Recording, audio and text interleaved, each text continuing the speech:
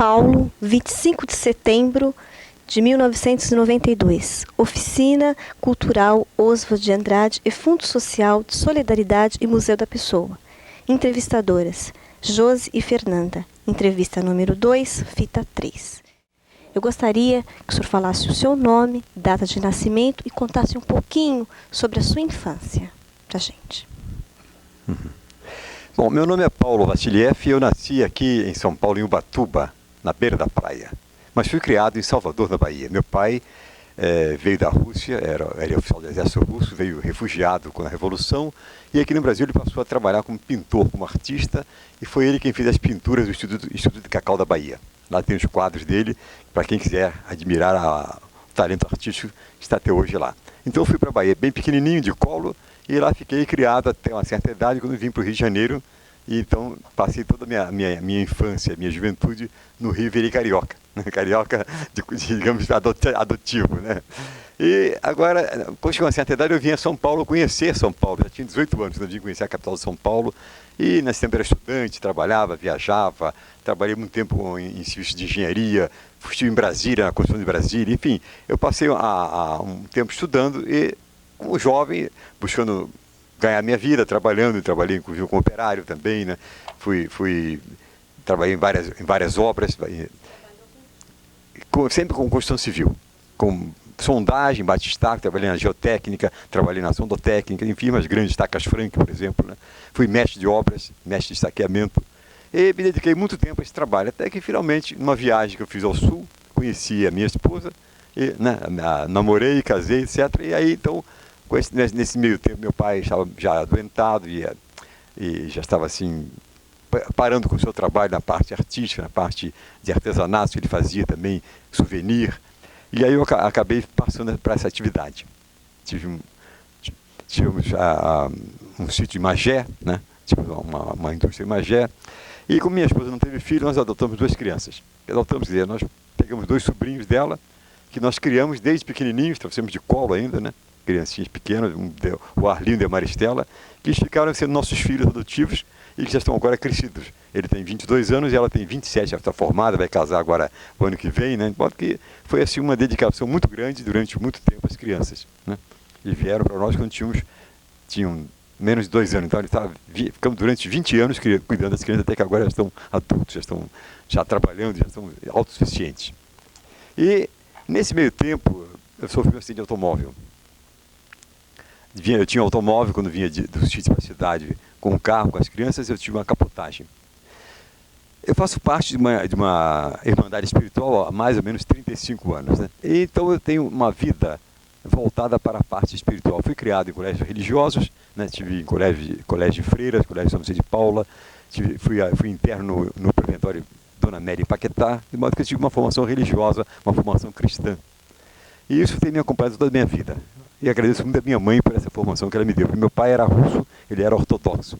Ele era cristão ortodoxo. Minha mãe era católica, apostólica romana, minha avó portuguesa também. Então eu tive na família essa formação cristã que me foi muito benéfica e até hoje eu sigo essa orientação para mim particularmente e dentro do meu trabalho que eu faço com outras pessoas. Bom, então nessa acidente de automóveis eu tive assim a sensação de estar diante da morte. Porque quando o carro capotou, quando o carro desceu uma ribanceira, e nesse tempo meu garoto Arlindo tinha 3 anos de idade, estava deitado, dormindo, era de madrugada, era 5 da manhã, com a cabeça no colo da França, e a menina dormia atrás no banco traseiro do carro. Então, quando o carro capotou, né, eu, assim, num certo momento, eu me senti lá em cima do teto do carro, né, porque a força centrífuga a gente não caiu, nós ficamos como se estivéssemos colados no banco, ninguém usava cinto de segurança nesse tempo. E nesse instante eu tive assim, uma sensação de que eu estava protegido por um ser superior, que nada me aconteceria. E de fato o carro capotou, eu fui jogado longe, mas não me quebrei, não me machuquei muito, tive um problema de coluna, né? Mas não foi uma coisa grave. Meu filho tinha 3 anos, caiu em cima da minha barriga, a minha esposa bateu no volante, a menina chorava no banco de trás, mas foi assim, um acidente onde podíamos ter morrido, podia ser muito mais grave. Aí já tem mais ou menos uns 19 anos esse acidente. Esse acidente foi assim uma modificação na minha vida. Posso dizer que quando o carro virou, capotou, minha vida também mudou. Mudou e foi aí que eu comecei a me interessar pelo controle mental. E nessa ocasião tinha um amigo meu que morava aqui em São Paulo, que está agora em Goiânia, o professor Guilherme Vice, tem 92 anos de idade, que era como se fosse um pai para mim, né? E ele me orientou para que eu buscasse os cursos de controle mental. E eu conheci aqui em São Paulo o professor Dias, e fui orientado para esse treinamento para aprender a relaxar física e mentalmente através dessas técnicas. E foi para mim muito benéfico. Agora, veja bem, a partir desse momento do acidente desse curso, eu comecei a mudar também de atividade. Eu tinha um sítio e tinha um artesanato no sítio, vim para a cidade, morava em Magé nesse tempo, estava no Rio de Janeiro, tinha uma casa no Rio de Janeiro, que eu comprei logo que casei, porque uma coisa que nós combinamos com a minha esposa, vocês que nós casamos, nós resolvemos comprar uma casa. Em vez de comprar móveis, coisas assim de luxo, juntar o dinheiro e fazer a casa primeiro, e depois então os objetos da casa. Tem muita gente que casa, compra tudo menos a casa. Nós temos uma casa própria há 30 e tantos anos, 35 anos. Nós somos casados há 37 anos. Bom, então essa casa até hoje é minha casa, lá no Rio, né? E com o acidente de automóvel, eu comecei eu tive umas experiências espirituais, um vislumbre de uma outra dimensão na vida da pessoa e mudei de atividade. Passei a ter uma livraria especializada em assuntos de controle mental, de relaxamento, do poder da mente, tudo que diz respeito ao melhoramento pessoal. E passei inclusive até fiz uma coisa que eu queria fazer há muito tempo. Fiz o vestibular. Entrei no vestibular e fui aprovado para fazer então curso de psicologia. Comecei a estudar psicologia, depois não pude estudar porque viajando, trabalhando, etc., tranquei a matrícula, mas eu tive o prazer de ser aprovado no vestibular usando as técnicas de controle mental. E estudei, e minha filha nesse tempo, no acidente de carro, ela aprendeu a fazer massagem nas minhas costas, porque ela viu um japonês lá fazendo massagem, acupuntura, né? Eu me tratava com acupuntura. Eu fui vegetariano há muito tempo. Desde garoto, eu também sou guia de montanha, me esqueci de dizer isso. Desde garoto fazia montanhismo, esporte de montanha. Hoje se fala em ecologia, porém nós fazemos ecologia na prática desde mais de 40 anos atrás, quando não se falava essa palavra. Nós estamos na montanha, fazemos escaladas, montanhismo, alpinismo, e é o esporte que eu pratiquei durante toda a minha vida. E também fui atleta da Associação Oficial de Moços, no Rio de Janeiro. Fazia muito esporte, e uma coisa importante, a minha saúde se deve principalmente a que eu sempre fiz muita atividade física, nunca fumei nem bebi. E passei 27 anos como vegetariano, sem comer absolutamente nenhuma carne. Então tinha uma alimentação sadia, vegetal, frutas, fazia muita atividade física, e isso eu acho que foi importante para a minha saúde se manter até hoje. Eu, graças a Deus, nunca estive doente, nunca fui médico, nunca estive em hospital, a não ser quando foi acidente de automóvel, mas aí não era doença, era acidente. E mesmo no acidente eu me tratei com as agulhas de acupuntura, com o Dr. Frederico Spitz, que era o nosso médico lá no Rio de Janeiro. Quem me orientou para lá foi o professor Guilherme Vice, que está agora em Goiânia. Então essa experiência foi muito interessante para mim, porque eu aprendi muito sobre mim mesmo. Como é que você pode, usando sua mente, se autocontrolar, se curar de doenças? Como é que você pode melhorar a sua saúde usando o poder da mente? Isso hoje em dia já se sabe, tem livros sobre o assunto, tem pesquisas da medicina psicossomática, porém naquele tempo ainda não era muito difundido isto, né? E aí esse acidente me fez entrar no estudo da parapsicologia. Eu tive a ocasião de estar pessoalmente com o Uri Geller quando veio ao Brasil, participei dos congressos com o Frei Albino Aresi, com o Padre Quevedo, com o pessoal que veio dos Estados Unidos, com o Clive Baxter, com o Jim Milley, com muita gente que veio de fora para nos trazer conhecimentos importantes nessa área da parapsicologia e do poder da mente. E na psicologia que eu estudei em faculdade, eu me interessei por essa parte do Jung, né? A teoria inclusive da psicologia holística, que foi introduzida no Brasil pelo professor Pierre Weiss, está agora em Brasília, que tem lá a Fundação Cidade da Paz. Então, eu tive contato com essa gente toda, análise tradicional, gestalt, biodança, bioenergética, enfim, me tornei um estudioso do comportamento humano e das técnicas que podem ajudar a pessoa a ter mais saúde e mais energia sem tomar medicamentos químicos. Bom, esse foi o meu aprendizado. A partir de algum tempo de estudar esse assunto e ver como é que isso funcionava para mim, como é que isso acontecia em mim, como é que eu me dava bem com essas técnicas, eu cheguei no momento que me tornei instrutor do Silva Mind Control. Foi uma ocasião que veio ao Brasil o José Silva, um mexicano que mora nos Estados Unidos, que criou esse método que está espalhado pelo mundo inteiro, e eu já o conhecia, porque eu estive aqui em São Paulo, no Colégio Rio Branco, em 75, deu o primeiro curso aqui no Brasil, e aí acabei me sendo chamado para ser instrutor. Eu tive o prazer de viajar, estive na Bahia, estive em Maceió, estive em Minas, em várias cidades de Minas, no Rio também, em Niterói, dando vários cursos nessa técnica que eu acho fantástica, e que ajuda muita gente em toda parte do mundo. E depois eu comecei também a estudar um assunto que é agora o que eu me dedico, é a motivação. Pelo seguinte, quando a pessoa tem um desejo, tem uma meta, tem um sonho, tem uma ambição na vida, ela tem uma energia maior que essa energia é liberada pelo desejo, pela fé, pelo entusiasmo. Quem está desanimado, descrente, chateado, aborrecido, desgostoso, a pessoa se sente esvaziada da energia, a energia vai embora. Então o pensamento negativo está provado cientificamente que é um pensamento que tira da pessoa a energia, rouba a energia. E a pessoa que tem mais idade, que já tem uma tendência natural pelos anos de vida a estar mais abatido, a estar mais cansado, né? Porque já viveu muito tempo, já trabalhou muito, já teve doença, teve problema, então a pessoa está naturalmente somando ao longo da vida uma série de fatores negativos. Se ela não souber fazer uma transmutação das suas energias, se ela não tiver o controle mental, se ela não souber o que fazer para eliminar o passado negativo e cultivar o passado positivo e viver com o pensamento positivo agora no presente, ela está condenada a ter doenças muito sérias no futuro. Então, a partir desse momento, eu passei a dar cursos de motivação. Criei, então, um trabalho que eu chamo de Maratona da Motivação. Por que maratona? Não é corrida. É porque o nosso curso é um curso feito em apenas 7 horas. É um curso intensivo. A pessoa começa o curso de manhã e termina de tarde. E em 7 horas ela aprende uma série de técnicas que ela poderá usar para a vida inteira. E eu faço esse curso não só com idosos, não. Com gente jovem também. Faculdades, colégios, crianças, rapazes, empresários, várias firmas. E com os idosos também. Aliás, estive agora, o ano passado, estive no Parque Barigui, em Curitiba, com a terceira idade. Estive em Foz do Iguaçu, com aquele simpósio da terceira idade. Cornélio Procópio, participei do Cornélio Procópio no norte do Paraná. Participei do Congresso de Ecologia e Envelhecimento. Em Florianópolis, o grupo NET. No NET é o Núcleo de Estudo da Terceira Idade em Florianópolis, com a dona Neuza Guedes. Então, eu estive lá 3 vezes no ano passado. Então, comecei a me interessar pelas pessoas idosas pelo seguinte, porque eu também sou uma pessoa idosa, né?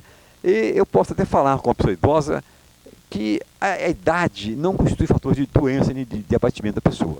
A idade é algo muito proveitoso, porque a pessoa com a idade soma experiências. Sabe mais agora do que sabia antes. Se a pessoa começar a pensar positivamente na idade avançada, ela vai ter um grande prazer de ser uma pessoa idosa. E não vai ficar assim, sentindo assim, como uma velhice de uma coisa ruim. Tem muita pessoa idosa que se sente assim, depreciada, abatida, frustrada, se sente desvalorizada. Porque ela pensa a seu respeito negativamente. Ela tem uma autoimagem depreciativa, ela se sente, digamos, desqualificada, abatida, porque durante muito tempo se falou que o idoso era uma pessoa assim marginalizada, uma pessoa incapaz, uma pessoa impotente, uma pessoa que tinha uma série de problemas da idade. E isso não é real. Tem muita gente idosa que eu conheço, que está com saúde, cheio de energia, com uma capacidade incrível de trabalhar, criando coisas. Eu conheço pessoas idosas, podia citar vários nomes, né? E isso mostra que a pessoa pode ser idosa e ser uma pessoa jovem de espírito. Então, daí, dessa minha experiência, eu comecei a passar isso para os outros. Eu tenho alunos de 82 anos de idade lá no Rio de Janeiro, né? Eu tive o prazer de dar aulas para várias pessoas idosas, grupos de senhora na igreja, em residências, né? Mostrando. Não, eu faço aqui em São Paulo. Mesmo ontem estive lá na Rua 15 de Novembro, no espaço turístico, fazendo um trabalho com a terceira idade também. Fui convidado para dar uma motivação para a terceira idade. Um grupo de pessoas idosas que já estive aqui o mês passado também. É a segunda vez que eu venho. E eu desejo muito voltar a São Paulo, como paulista que eu sou, e como moro no Rio, que é pertinho, então eu queria fazer assim, vir a São Paulo de vez em quando, uma vez por mês, acho que uma semana, e fazer trabalhos com os idosos em hospitais, em asilos, em colégios, pessoas doentes, pessoas sadias, pessoas, digamos, que trabalham, pessoas que estão aposentadas, fazer com que o idoso, digamos, se conscientizasse da importância que ele tem no país. Porque, veja bem, o idoso conserva a tradição que está se perdendo. Coisas antigas que os jovens não sabem, porque o jovem está vivendo numa outra época. Então, o jovem levaria grande vantagem se pudesse aprender aquilo que o idoso pode lhe transmitir. Então, eu trabalho com idosos e jovens ao mesmo tempo, às vezes até com a família. 3 gerações juntas. Porque, assim, o idoso se aproxima do mais jovem, e o mais jovem começa a ver que ele vai ser um dia idoso. Porque, veja bem, o jovem que deprecia o idoso está se depreciando futuramente. Se a pessoa é jovem acha que a velhice é uma idade ruim, que vai ficar, quando a pessoa velha não vale nada, essa pessoa está gravando na sua mente uma ideia altamente negativa contra si próprio, porque ele vai viver e vai chegar a ser idoso e ainda vai pensar a seu respeito que ele hoje pensa dos seus avós. É uma preparação psicológica para a pessoa ser uma pessoa idosa e negativa.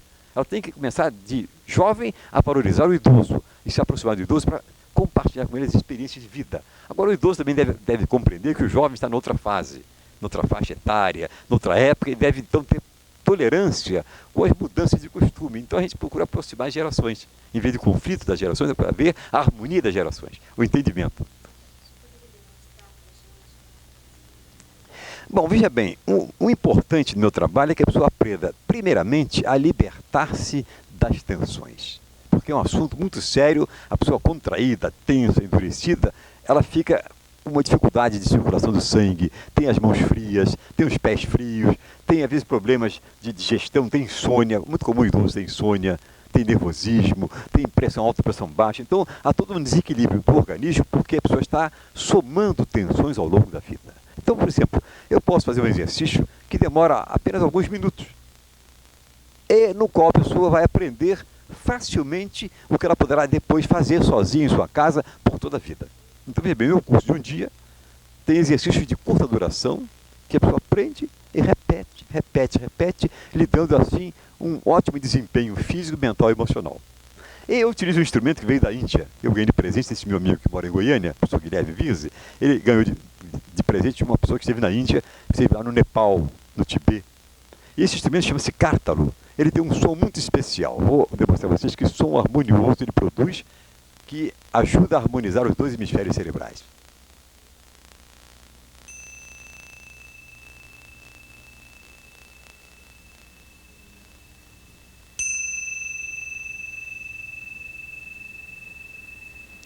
Este é um dos recursos, um som harmonioso.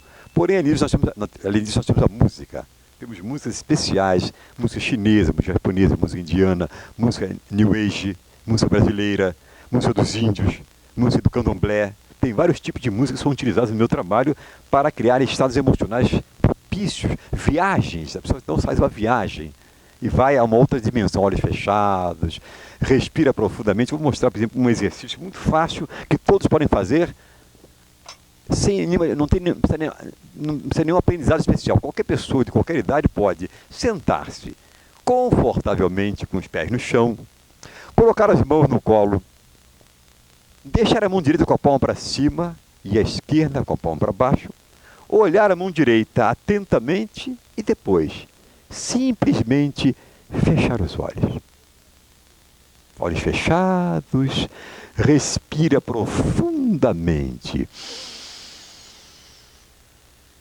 E depois exala bem devagar, pondo todo o ar para fora. E vai soltando as tensões dos braços, dos ombros, vai afrouxando o pescoço, mantendo sempre os olhos fechados. A pessoa se concentra lá dentro de si. Em seguida, faz um esforço com a mão direita, fecha a mão, faz força, sente a tensão na mão direita, respira fundo, prende o ar, se contrai e depois solta. Solta e sente o alívio da tensão.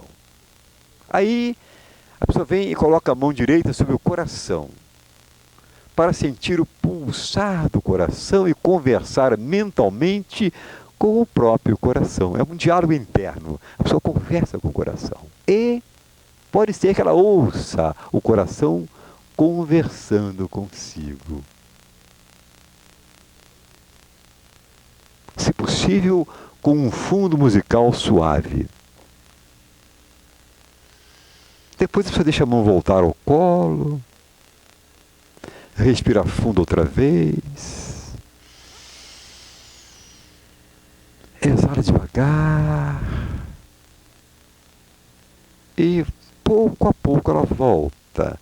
Tranquila, descansada, leve, ela volta a abrir os olhos. Veja bem, esse exercício tem uma base científica. Contração muscular, força o coração, força a musculatura, aumenta a rigidez, aumenta a circulação do sangue, que o coração se reforça, respira profundamente, enche os pulmões, prende o ar, faz um esforço e depois solta, alivia a tensão. Aí o sangue flui nas mãos, né? Flui na mão, o coração bombeia mais sangue pelo corpo inteiro e a pessoa então se concentra para fazer uma introspecção, para analisar a sua vida, seus problemas, para se reconciliar consigo mesmo, ouvir o seu diálogo interno, porque nós temos vozes falando em nossa cabeça. Então esse diálogo interno dá ensejo de uma posição mais otimista face da vida.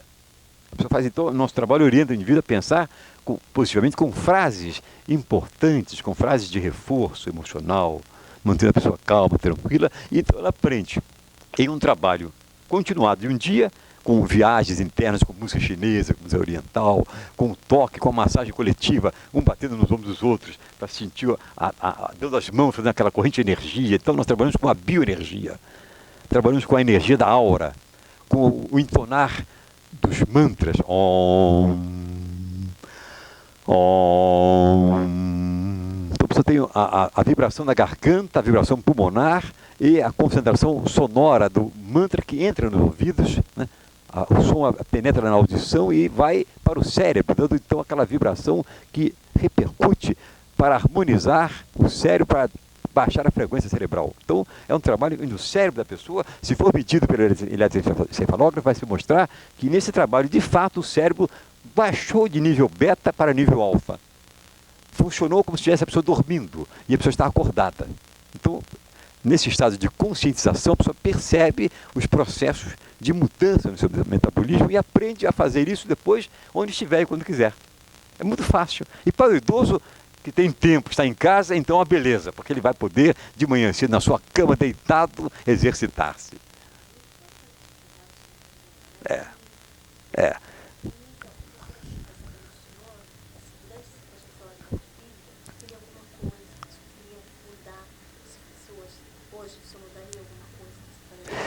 Olha, eu já mudei muito da minha vida. Já mudei, fiz muitas mudanças na minha vida, né? E justamente, eu agora acredito que depois de trabalhar como mestre de obra, de estudar, de ter indústria, ter automóvel, ter uma porção de coisas, casa própria, e criar meus filhos, eu acho que agora chegou o momento de eu me dedicar a pessoas da minha faixa etária, de passar a experiência para frente em grupos que se interessem por isso, né? Então eu desejo, não tenho nenhum plano de mudar a minha vida, ao contrário, tenho um plano de continuar por muito tempo, pelo tempo que eu puder continuar, que eu tiver força, coragem, energia para isso, e acho que vai demorar bastante tempo para eu baixar o meu pique, porque a motivação é uma atitude interna que dá à pessoa um reforço. A motivação é contagiante e contagiosa. Você tem uma poesia uma vez sobre isso, né? Dizendo que a motivação, que a saúde é contagiosa, a motivação é contagiosa, o amor é contagioso. Então, não é a doença que é contagiosa, nós vamos fazer uma epidemia de saúde. Eu proponho que se faça uma grande epidemia de saúde. Eu fiz isso em Brasília, no Congresso de Cardiologia, escrevi uma poesia sobre isso, propondo a epidemia de saúde. Então nós temos que contagiar os outros com coisas boas. Otimismo, fé, paz, amor, entusiasmo, motivação. Que motivação, no fundo, é o motivo para a ação e também o motor interno que faz a pessoa ter vontade de agir. Ter entusiasmo pela vida, que leva a pessoa a estar sempre ativa, não importa a idade. Porque tem muito jovem que já envelheceu e não está sabendo disso, viu? Tem muito garoto novo aí que está pessimista, que acha que a vida não vale nada, que o mundo não presta, que está desanimado, está desinteressado. Esse aí já, coitado, ficou velho mentalmente antes de envelhecer fisicamente. E o contrário, pessoas que eu conheço que têm muitos anos de vida, que estão jovens de espírito, com entusiasmo, cheios de alegria e contentes por estarem vivendo nesse mundo. Apesar de nós sabermos que tem muita dificuldade. Mas as dificuldades são desafios para nós podermos cultivar o nosso bom humor e superá-las. Pois não.